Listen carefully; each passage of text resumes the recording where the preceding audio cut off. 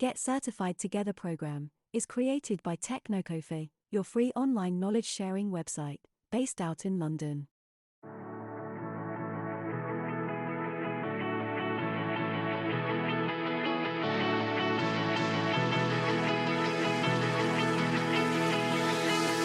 And that cloud security is a shared responsibility model. So the operational control, they are not really with the security team. They can actually hover between the customers, between the teams which are using the cloud solution, between the cloud service provider. So different teams, they work together, and different stakeholders, they come up together and manage and create all these operational control when they are really deployed in the real environment. Now, first and foremost, I will start with info security management.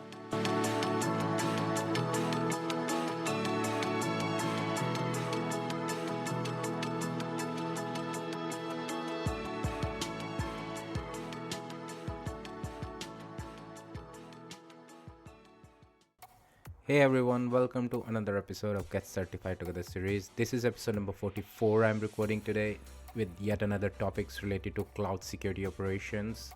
We have covered so far different type of technologies, different type of solutions which we can have, including various strategies which we can place on different layers of the whole cloud infrastructure. So be it a physical layer, be it infra, virtualization, we have applications, of course, how we can monitor them, what different type of solutions or what different type of key concepts are around the whole security operational part. In this week's episode, we will be covering more towards the managerial aspects related to the security operational side. Now, security operations, by the name itself, it suggests that we are handling operations, day-to-day operations related to cloud.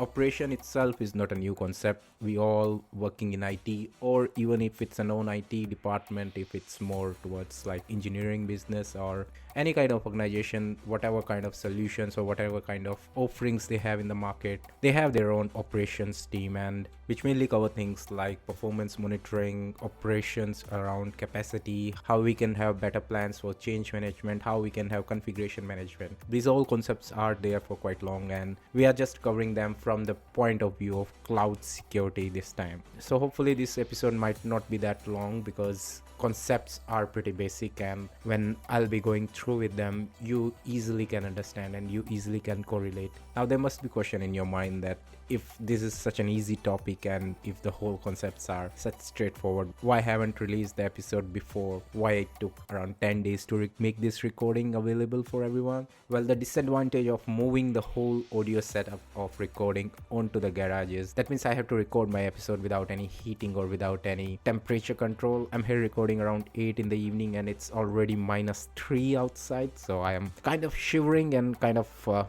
into this really severe cold outside. So you can understand the struggle which I'm going through and behind while recording all these episodes for you guys. So even if I'm releasing an episode after some delay, doesn't mean that I have forgotten you. I'm always here and I am always trying to get whatever time I have to learn something new and share with you guys. On the blogging front, I have also started writing my first blog of year 2024. So this blog will be around one of the testing which I'm doing these days, where I'm creating kind of this hybrid domain controller model where we have on-prem domain controllers of Microsoft onto the on-premises, and one of the domain controller will be onto the cloud. That's the whole testing which I'm doing, and of course by the name itself, because it's an hybrid cloud strategy, I'm facing a lot of challenges, a lot of errors around that, and I'm trying to cover some of them into my blog post. So hopefully I'll be able to resolve most of them and I'll release the blog by end of January. So you can of course check that out on my website technocoffee.com. Finally, it will have a new blog.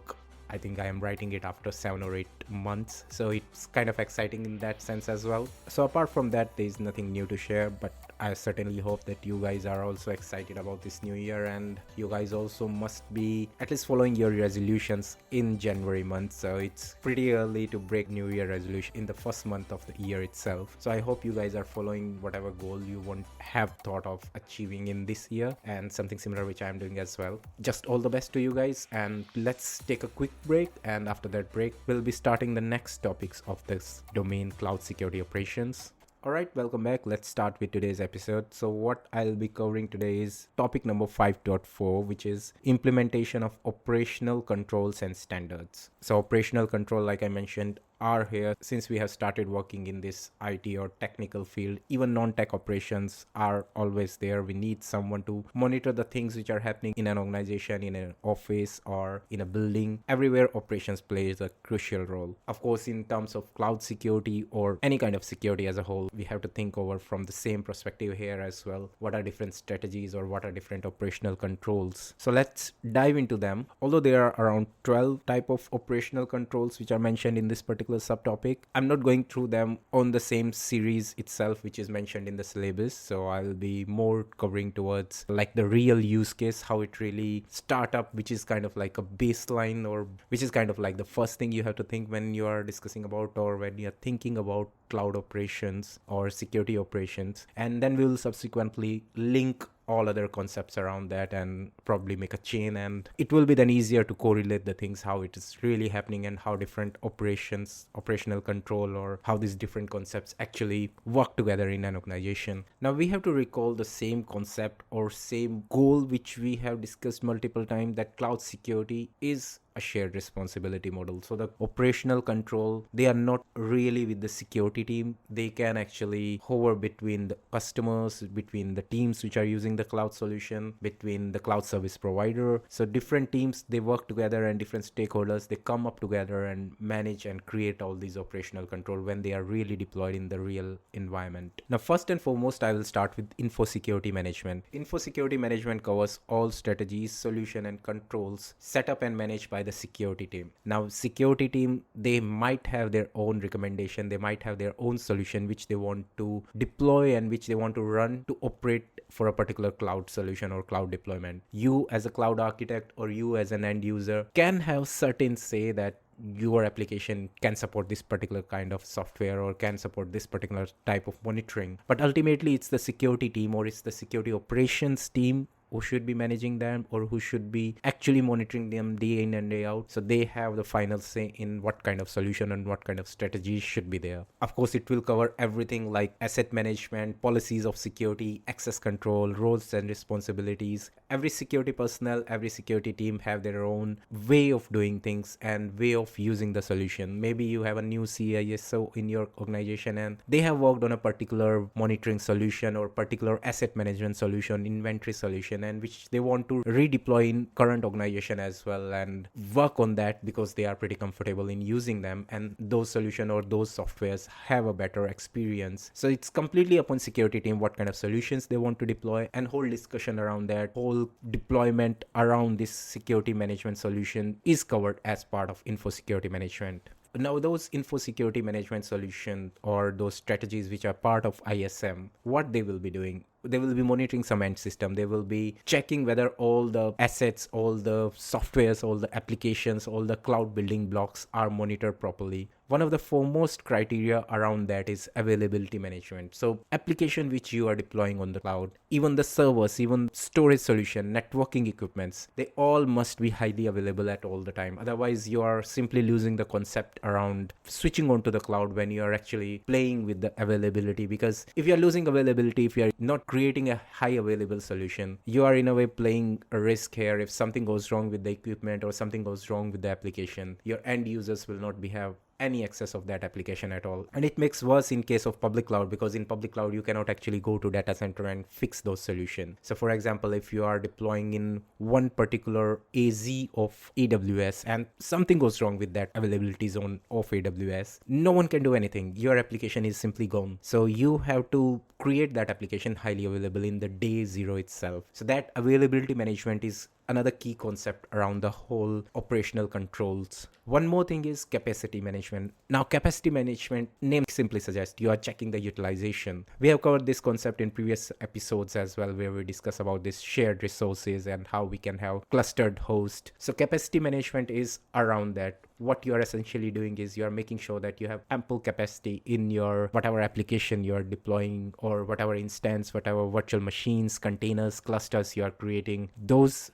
applications, those machines should always be underutilized. At least they should be less than 70%. If they are reaching a certain threshold, then it can actually impact the end users. It can actually slow down the application. Even it can stop accepting the new request. Even it can break down and the whole application can be unrecoverable itself. So capacity management is another key concept around the security operational control, because what you want to make sure is you have enough capacity around the whole design, around the whole system which you are creating onto the cloud. Now, once you have sorted out this whole availability and capacity concepts, what you really want to achieve? You want to achieve continuity of service. Your business, your services should always be continuous. So here comes the same old concept of business continuity, where we make sure that our business, our application, our servers, our whatever deployments we are doing onto the cloud is always available, it's always running. And if something goes wrong, because any disaster can happen anytime, you cannot really can be sure that your application or your servers are always 100% available. What happen in that case is you need to plan out how you want to continue business even during that disaster. So you have to make this business continuity plan, where you maybe create a standby site. You have to plan around what kind of switchover will be happening. Will it be seamless, or will it be with some kind of session breaks? Will the data onto the two sites will always be synced, or if your active site is gone, you don't have any data at all on the standby site, and that will be a completely fresh deployment. So you have to create and plan all these business continuity plan. And of course, one of the part of that is creating a disaster recovery solution as well. So having disaster recovery solution means you should be having a robust backup solution where you are storing the data onto a third location. So if something goes wrong with your primary location, you still have backups stored somewhere and can be restored anytime. Of course, when we talk about disaster recovery, you cannot simply wait for disaster to happen to understand how the application will react, how the backup will be restored, and what kind of the stage the application, the new application which is restored from backup will come up. You need to test those things in beforehand, so you have an idea that if something goes wrong when you are creating a backup restore function or creating a backup restore job, the final outcome of the standby solution or final outcome of a standby site should be written and should be recorded in upfront, should be tested out, and everyone should be aware that what new application will be coming up or what kind of situation they will be in even after the restoration is complete. Of course, it also help in deciding what kind of RTO and RPO, remember recovery time objective and recovery point objective. So all those concepts play around in this continuity management, and although it seems like that it's more of an idea which is more relevant during the planning phase, but of course this continuity management actually covers both planning as well as operational aspect as well. In fact, most of this concept like availability management, capacity, they are actually can be part of planning phase as well when you are really designing your application in the day zero. But even when your application is designed, it's created and deployed, you still have to keep check on those concepts. You have to make sure that all those checks are there, all those operational controls around availability, around making sure capacity is always there, around making sure that business is always continued. They actually hover from engineering phase to the operational phase as well, and they are always there. You cannot just go away with them. Now, although we always plan that our business is always continuous and our applications are always highly available, we cannot be really sure always, and there might be a scenario where your application is actually going down, like the case of a physical disaster, or your application is overwhelmed because of capacity related issue, or there is security attack and your application is no more accessible. You may need to temporarily shut down because there is a potential malicious activity ongoing in your application. So there might be a lot of reason due to which your application is not working as expected, and those events which actually lead to your application or your server or your services going down or they are inaccessible, those events are captured as part of incident management. Now, incident management itself have multiple phases. First, you need to monitor all the application day in and day out. During that monitoring, you might detect that certain application or certain services are not working as expected. Once you have detected those events, then you start planning how to respond to that, how you plan your recovery, and after everything is restored back to normal, after the whole incident plan is covered up, you are able to detect and recover it to the same old stage which your application was. You of course have to perform some kind of research or analysis around what really happened during that time. So all those concepts around incident which are happening in your organization is covered as part of incident management.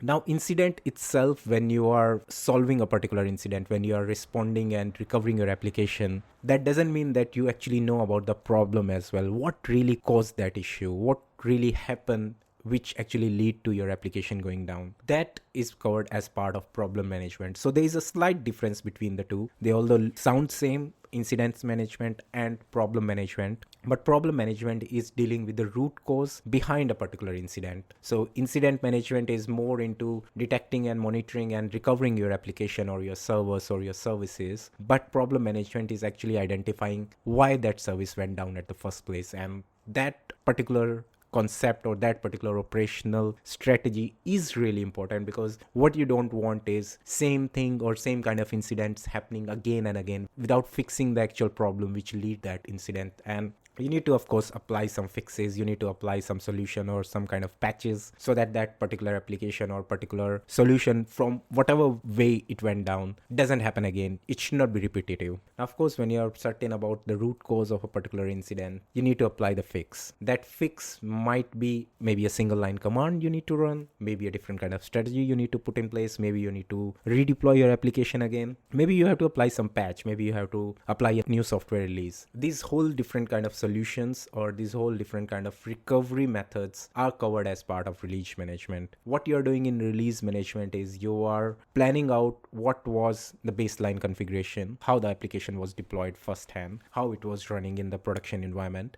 And because there was an incident and there was a problem into the machine or into the application, you need to apply or you need to bring it to a new version or upgrade it to the new version. Maybe apply a short-term patch as well, or short-term fix. After identifying a root cause and you are certain that this particular command, if you run, this problem will not be happening again, you cannot simply run that command in the production environment. You need to test that out in the test server and test application. Make sure that the new release or new fix, whatever you want to apply, is working without breaking the application further. Only then you will be applying the release or applying the new patch or new fix onto the production environment. So these whole different phases are covered as part of release management. Once your application is ready to be upgraded or fix or patch ready to be applied, again, you cannot just apply it right away as it is. You need to get approval from some people, right? You need to get approval from different stakeholders, different business departments, because a lot of people must be working or using that application. And if you just keep on changing the things on the go without any record itself, it can impact in a two different ways. First is, of course, there might be an impact on the end users. Your application might break, which will be kind of surprise for everyone if there is no proper change management approval beforehand. Second is, of course, you should be needing some kind of maintenance window. You should be having some kind of backup and restore plan as well. What if the fix you applied worked absolutely fine in your test environment, but when you applied in production, it didn't work? It can happen. Means it's not something which I am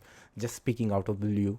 This can happen that you apply a fix and you test everything working in the test environment, and then in the production it simply doesn't work. So there might be a lot of reason, and you of course need some kind of backup and restore strategy to overcome all those challenges. Another reason why we should need a proper change management approval and change management process in our organization is to keep the records of the changes. Now, although you are tracking everything as part of your release management, maybe you are storing the new code or new patches onto the GitHub or GitLab or whatever versioning system you're using, and you're actually aware that this particular fix is having this kind of bug fixes. But when that fix is applied onto the end solutions or end application, what was the requirement, why it was applied at the first place? All these things can only be tracked if you have proper change management process. So you are exactly aware that what fix is applied, why it was applied, and if it doesn't work, what kind of strategy you have to restore application back into the whatever phase it was before. And that's the whole idea behind change management. Now, once you have all the approvals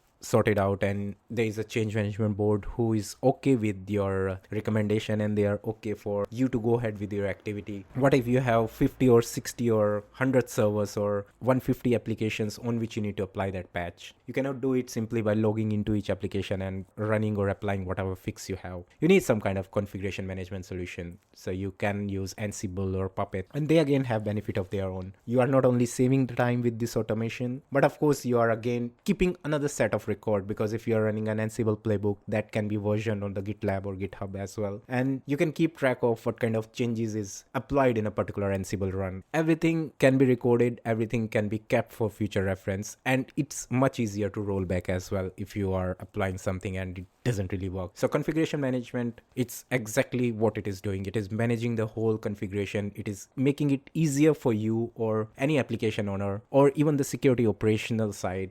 it's easier for anyone to manage and anyone to see what kind of changes are happening into the application, and if required they can quickly roll it back. If it's required that it's working for 10 but not working for another, you can exclude those 10 servers and just apply for the first 10 servers. So you can play around and you can do a lot of things. If you're not using any kind of automation or configuration management solution, of course it's big headache and it's big overwork for any engineer. Another concept around the configuration management is deployment management. Now, deployment management is more around when you are deploying your application in the day zero itself. So in a way, I should have covered it after info security management, because it's more related to deploying the application, which is then of course we make sure that it's highly available, it's always having the enough capacity, and any kind of changes need to be monitored and everything. So deployment management should come in the initial phase itself, but it covers again your actual deployment plan. And just like release management and configuration management, when you are testing out the new patch or new release onto a test server in pre-production environment, the same concept apply here as well. So we have different kind of deployment models like brownfield or greenfield, where you are deploying something absolutely fresh in a new environment, or you are actually re-architecting it or rehosting it from an existing environment. All these different deployment models comes into picture, and of course deployment first is tested onto the test environment, onto the pre-production before rolling out in the production environment. We also have concepts around CI/CD and pipelines, where you actually use whole pipeline based deployments and have this agile methodology used in the, especially in case of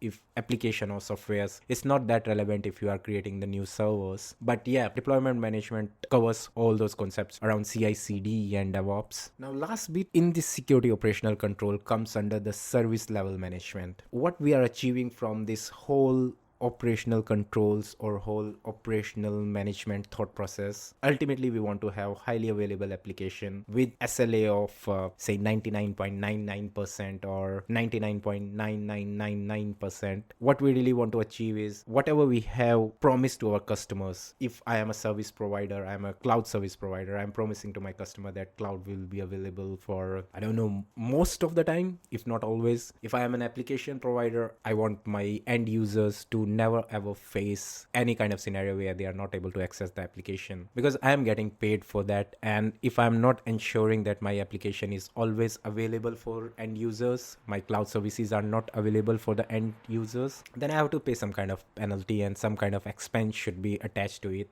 Only then I would have motive to always make my application highly available. So this whole agreement is part of SLA or service level agreements, where any service provider or any application provider, any kind of owner, will have this signed off that their application will be available for this much duration, like I mentioned, 4 nines or 5 nines. And if anytime there is a breach in SLA, they are liable to pay for it, and they are liable to pay the end users, pay the affected customers for whatever information they lost because of that application downtime. So that's the whole idea. Means any business always runs on the money, on the capital, and if you are losing the capital, if you are losing the money because your application is not up, because you are paying to your customers because your application or server went down, is not a good business model, right? So any organization should always look to save as much money as they can, at least not pay in mode of penalties to the end users. And that's what drive the whole business, that's what drive the whole cloud security operation. What we really want to achieve is, if you have promised that your end system or your end application will be always available, will be always having this 99.99% of availability to the end user, then you have to make sure that you achieve it.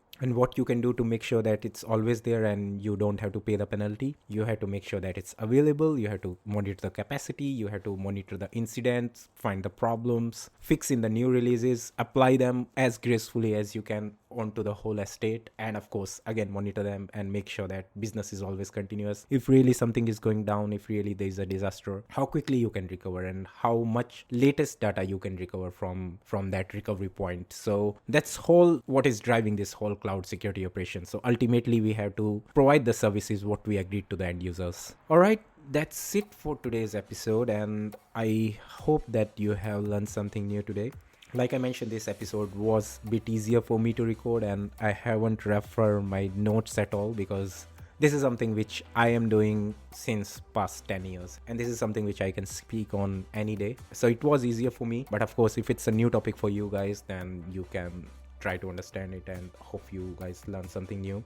For the next week episode, I'll be covering concepts around digital forensics, and how we can have a better communication between stakeholders, vendors, customer, partners. I think those two topics looks pretty short, so I will also try to cover the managed security operations where we will be discuss around security operations center, the SOC, how we can apply different kind of monitoring of security controls, log capture and logging, capturing of logs, SIEM, IDS, IPS. So all those topics are coming back, and I'll try to cover at least these three subtopics in the next week episode. If we really are able to achieve that, then we will be done with domain 5, and we should be good to go for domain 6 in episode number 46, where we will be going into the legal risk and compliance part of the whole cloud security and CCSP. Alright, that's it for today's episode. Let's catch up in the next week episode, and I should quickly rush out of my garage because now it's getting really freezing cold here. Goodbye and good luck. Thank you for listening to Get Certified Together. If you loved our content, then please like and subscribe from your favorite podcast platform so you don't miss the notification for our next episodes and announcements.